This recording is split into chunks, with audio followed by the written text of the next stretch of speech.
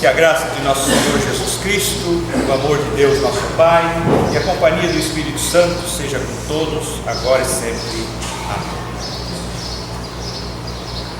Amém. Mas então disseram: nós não estamos agindo bem, temos boas notícias e não deveríamos ficar calados.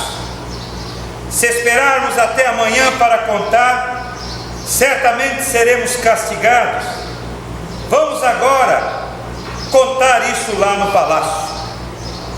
Esta palavra de 2 Reis, capítulo 7, versículo 9, é a palavra da reflexão deste dia. Deus abençoe esta palavra. A igreja pode sair.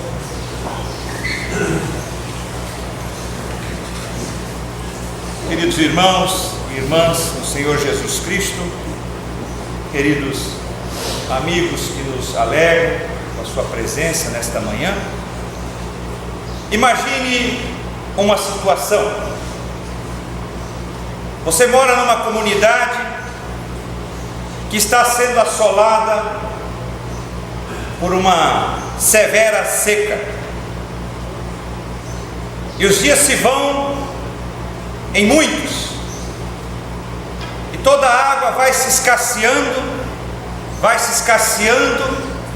e a coisa se agrava ao ponto de começarem a surgir doenças, desde a desidratação até o comprometimento de órgãos vitais, levando muitas pessoas à morte, e dentre esses, familiares seus, que naquela comunidade vão perdendo a sua vida.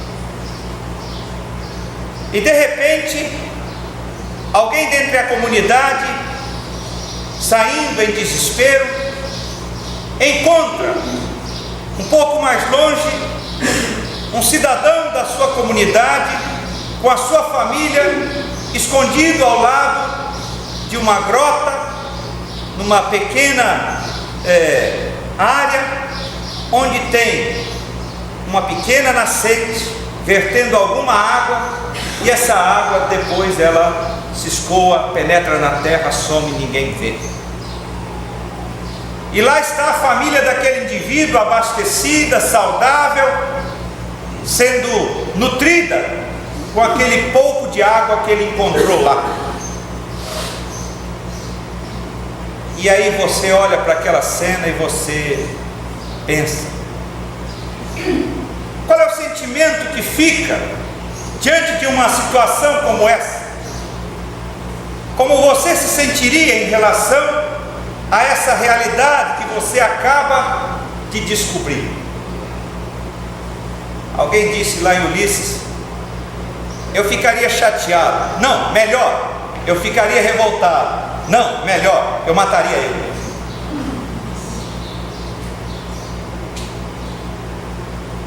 Parece uma descrição do futuro, né? Dizem que vai faltar água. Mas o sentimento é de uma grande revolta contra aquele indivíduo.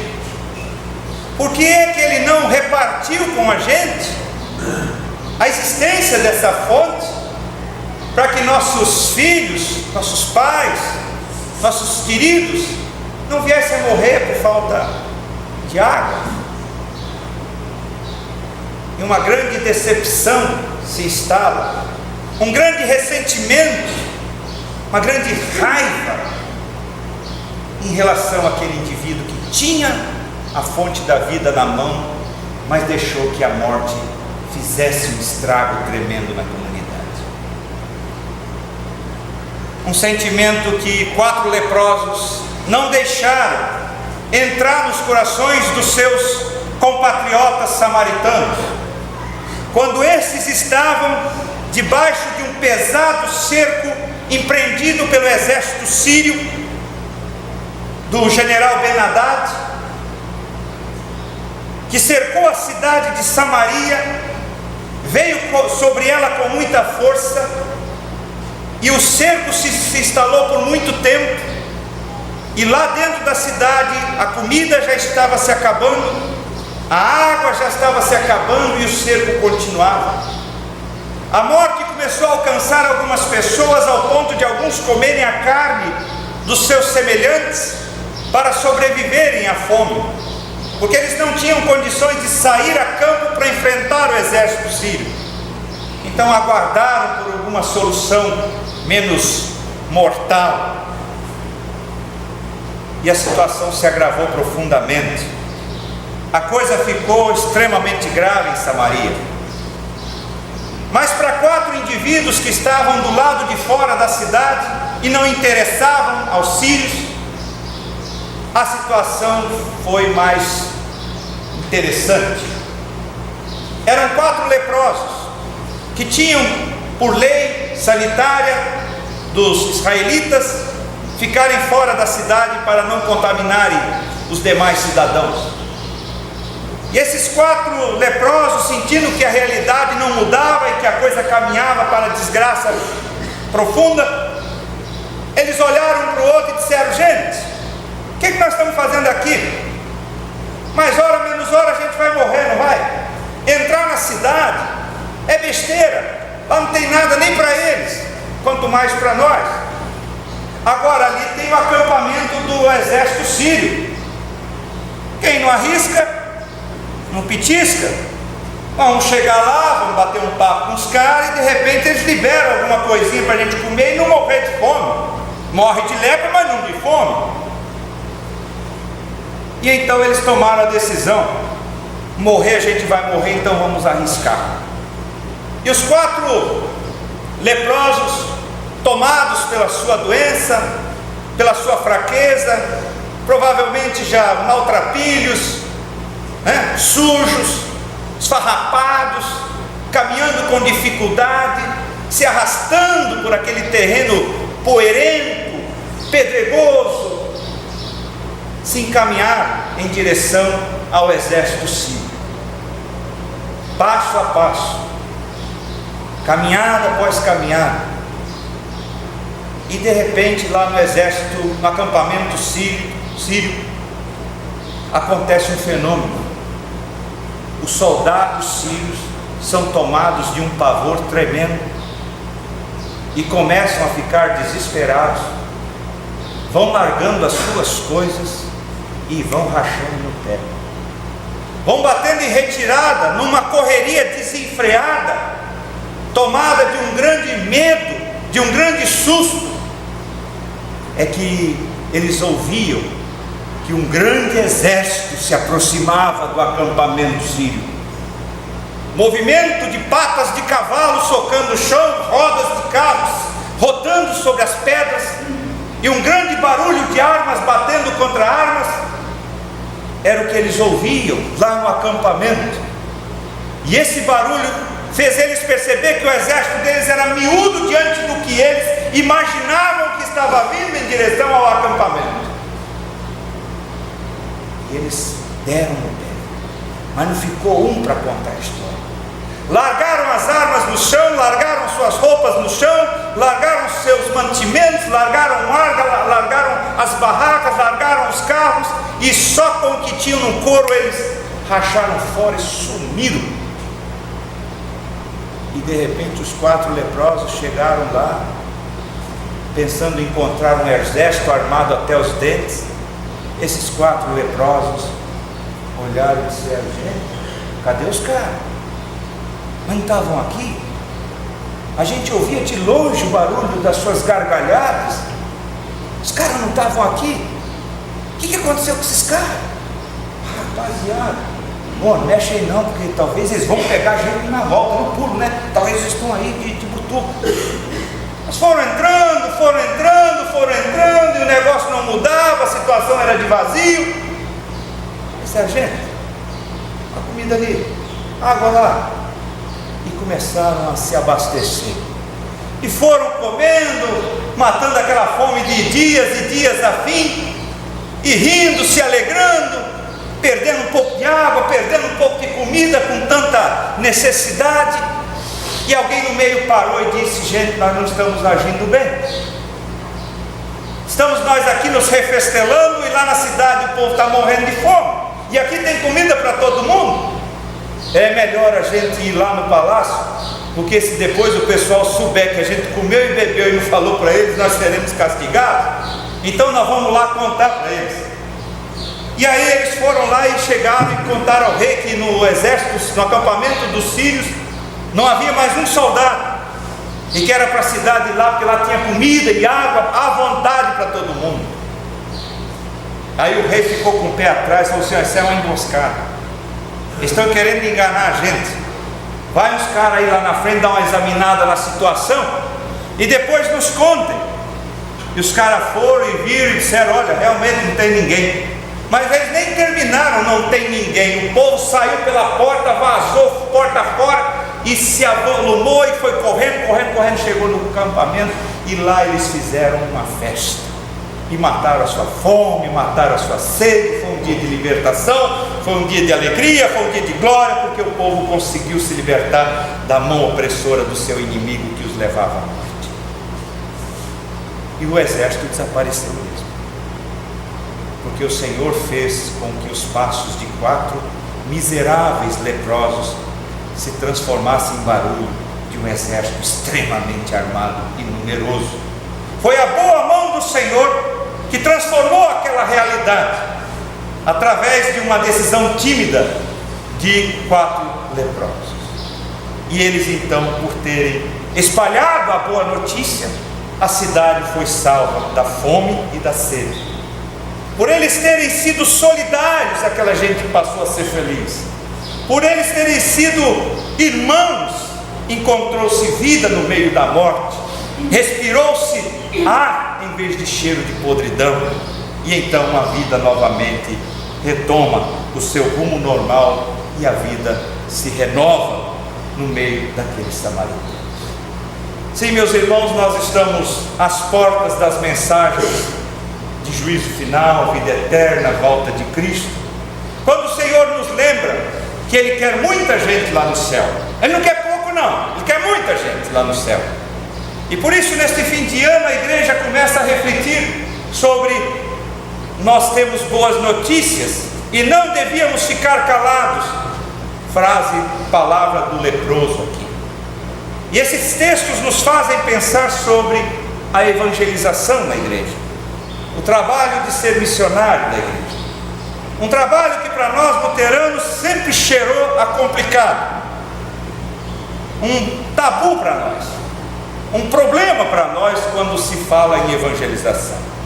E eu fui inserido no tema da evangelização no tempo da minha adolescência, e confesso para vocês, e já não falei isso aqui só uma vez, mas 2, que eu sempre tive muita dificuldade com esse negócio de evangelização. E não ri não, porque você também já era complicado. Quando você estiver no ônibus, fala de Jesus para ele, hein? Jesus amado, era um terror. Aí quando vem aquele negócio de meta de evangelização na igreja, cada um traz um, hein? Começava a arder a consciência. Era um sofrimento quando alguém falava: o tema de hoje é evangelização. Dava vontade de se levantar e sair da igreja, porque era complicado para nós, ainda mais para o alemão Hunsrich de Domingos Martins. A coisa não era fácil. A igreja tinha bons intuitos, ela tinha amor pelas almas e sempre teve amor pelas almas, mas na hora de fazer o negócio é que a metodologia se tornava um problema para nós. E aí tinha aquele negócio de sair para fazer evangelização de porta em porta. Eu tive 2 momentos marcantes na minha vida. Fui estudar em São Leopoldo e tinha que andar pelas ruas empoeiradas da Vila São João Batista, bater de porta em porta, animados pelo nosso querido professor Paulo Flor, que queria nos treinar no evangelismo.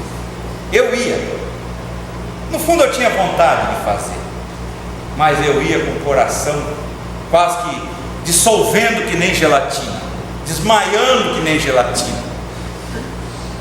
Mas eu ia.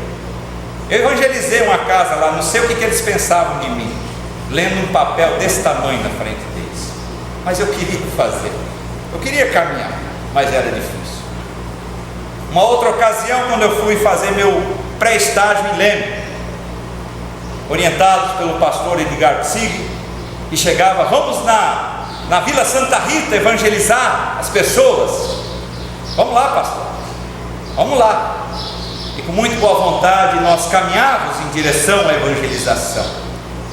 Mas era sempre um drama, era sempre um elemento complicador o evangelizar, porque a ideia era trazer gente para a igreja. E esse era um dos focos que me parece que sempre levava alguma preocupação ao coração de muitos luteranos. Tem que trazer alguém, tem que colher, tem que trazer alguém para a igreja. E eu acho que isso muitas vezes era algo que a gente lia, ouvia, mas tinha dificuldade de lidar com isso. E a gente se pensava, mas tem que trazer mesmo? Como é que eu vou trazer esse indivíduo? E aí você insistia no convite, você insistia para cá, telefona, faz o convite, renova o convite. Vamos tentar trazer o sujeito para a igreja. E o sujeito do outro lado se defendendo. Ih, já estão querendo me arrastar para dentro de uma igreja, estão querendo me enfiar dentro de uma igreja de crente. E aí havia resistência de um lado e dificuldade do outro. E a complicação se estabelecia. E o tema evangelização cada vez mais pesado, cada vez mais complicado. Mas é assim mesmo que o negócio tem que funcionar? E aí a gente vai lendo, vai ouvindo reflexões, vai lendo as escrituras, e a gente vai repensando o tema, e a gente vai vendo que as coisas podem ser um pouco diferentes e mais gostosas do que elas realmente são. Porque Jesus, ele quando estava terminando o seu ministério, ele disse: ide e pregai o evangelho a toda criatura. E lá em Atos, antes de subir aos céus, ele disse: vós sereis minhas testemunhas. E esses textos, eles vão esclarecendo as coisas, vão clareando as coisas, e vão fazendo da evangelização um troço extremamente fantástico e gostoso para todos nós.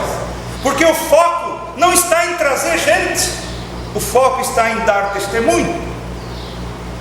Eu até entendo que Deus quer muita gente no céu, mas isso é um problema que Ele vai ter que resolver. Nós não podemos trabalhar com metas a ser batidas. Isso aqui não é um banco.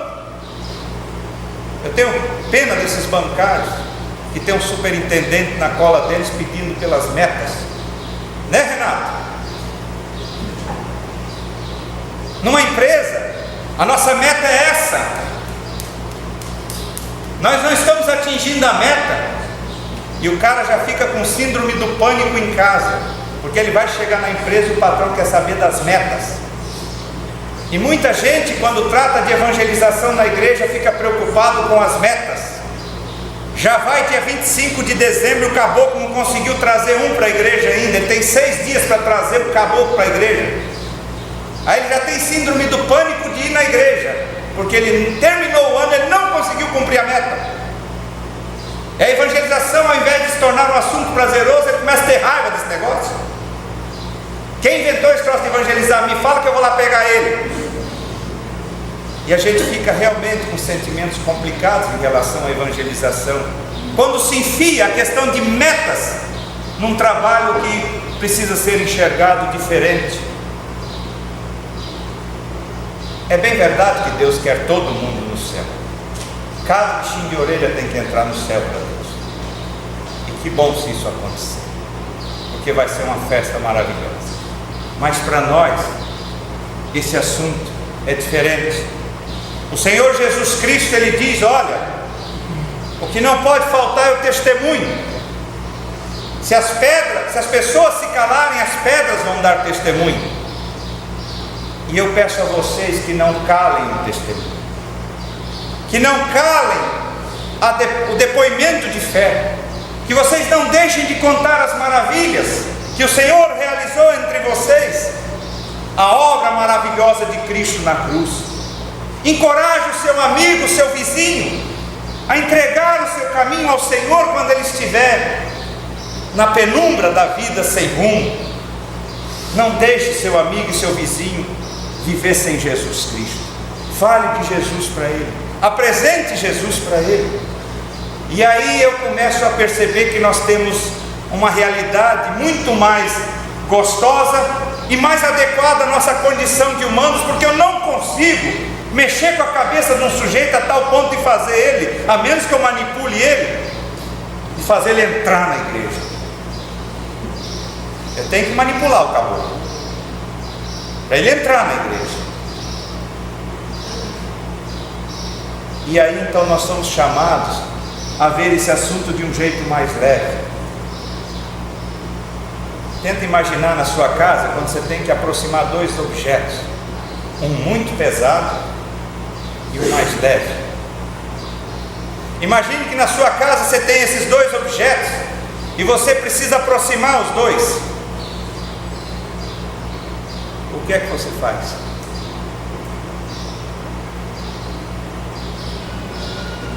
Você vai pegar o objeto mais leve e vai aproximar do mais pesado? Não é assim? E assim eu imagino que é na evangelização. É assim eu imagino que as Escrituras colocam para a gente, que Jesus pediu para a gente. Ao invés de nós levarmos uma pessoa para Jesus, nós vamos levar Jesus para as pessoas. E aí nós fazemos da evangelização uma coisa maravilhosa e gostosa. É mais leve você levar Jesus para a pessoa, e Jesus sabia e tinha consciência disso, e pediu para a gente dar testemunho, do que você levar uma pessoa para Jesus. É mais fácil você levar o Evangelho pelas ruas afora, onde estão as pessoas, e dar testemunho aproveitando as oportunidades, falando de Jesus aqui, recomendando um salmo ali, recomendando a leitura bíblica ali, reunindo-se com um sujeito para uma oração no expediente da empresa, no intervalo, do que você tirar seu amigo que mora lá em Santo Antônio, em Vitória, e trazer ele aqui para a Rua Caracas, em Araçás. Por isso que a igreja primitiva, ela cresceu estonteantemente, porque optaram por essa visão. Ide por todo mundo, pregai o Evangelho. Eles foram muito inteligentes, eles levaram Cristo para todas as pessoas, onde elas estavam. E após cada testemunho, havia uma realidade acontecendo. Se a pessoa não era convertida, não virava cristão, mas eles ficavam alegres e felizes porque eles puderam partilhar da graça maravilhosa de Jesus Cristo para as pessoas. E nós temos o grande parceiro, que é o Espírito Santo. Crescimento numérico é com ele. Atos 2,47 diz: enquanto isso, acrescentava-lhes o Senhor os que iam sendo salvos pela pregação do Evangelho. Era Cristo que ia formando a igreja. Ele ia reunindo aqueles que, recebendo o testemunho, recebendo a pregação da palavra, diziam: amém, Senhor, salva, cuida de mim também, como você está cuidando dos outros, porque eu quero ficar nos braços do Senhor. E aí o testemunho fica muito mais tranquilo e mais desinteresseiro, porque muitas vezes a gente evangeliza só para trazer o sujeito para dentro da igreja. E quando você evangeliza para colocar o Salvador Jesus Cristo no coração das pessoas, as pessoas percebem no seu olhar aonde você está querendo chegar. E aí eu recebo essa palavra e reparto com a igreja nessa manhã, que nós também, à semelhança dos nossos irmãos patriarcas da igreja, que nós também encaminhemos as nossas vidas nessa trajetória. Aonde a gente estiver, que o Senhor Jesus Cristo seja entregue, seja apresentado, seja colocado, porque Jesus cuida do coração da pessoa lá onde ela estiver. E a nossa grande alegria é ter mais um coração curado na face da terra pelo perdão de Jesus Cristo. E por isso eu quero encorajar você a pensar que nem esses leprosos. Nós temos boas notícias, não devemos ficar calados. Vamos agora mesmo contar tudo isso. espalhemos a mensagem do Evangelho. E o Espírito Santo vai atrás. E o Senhor disse: a palavra que sair da minha boca não vai voltar vazia. Não vai voltar vazia. E o fruto será produzido. E é mais um com Jesus no coração, e é mais um no coração de Jesus. E o céu vai enchendo, e nós vamos testemunhar. Por isso eu quero encorajar você. Não preocupe em fazer ninguém luterano. Não se preocupe em fazer ninguém cristão. Se preocupe tão somente em proclamar o Evangelho de Jesus e fazer Jesus chegar no coração dele. Quem vai fazer dele um cristão é o Santo Espírito de Deus. A nós Jesus pediu: sejam minhas testemunhas, contem o que eu fiz, relatem o que aconteceu, deixa o resto comigo, porque o resto é obra minha. Eu quero que você seja feliz. Eu quero que você faça da sua vida cristã algo extremamente prazeroso. Que você não fique atormentado dentro da minha igreja. Que você não fique preocupado dentro da minha igreja. Eu quero que você fique muito feliz, vivendo o Evangelho em toda a sua extensão. Porque eu te amo, eu quero você para mim para sempre. Eu não quero que nenhuma decepção te afaste do Evangelho, que nenhuma frustração te afaste da igreja. Eu quero você para mim para sempre. E quero os outros também. Então vamos testemunhar, vamos falar de Jesus nas oportunidades que aparecerem. E a graça de Cristo vai fazendo que assim seja. Amém.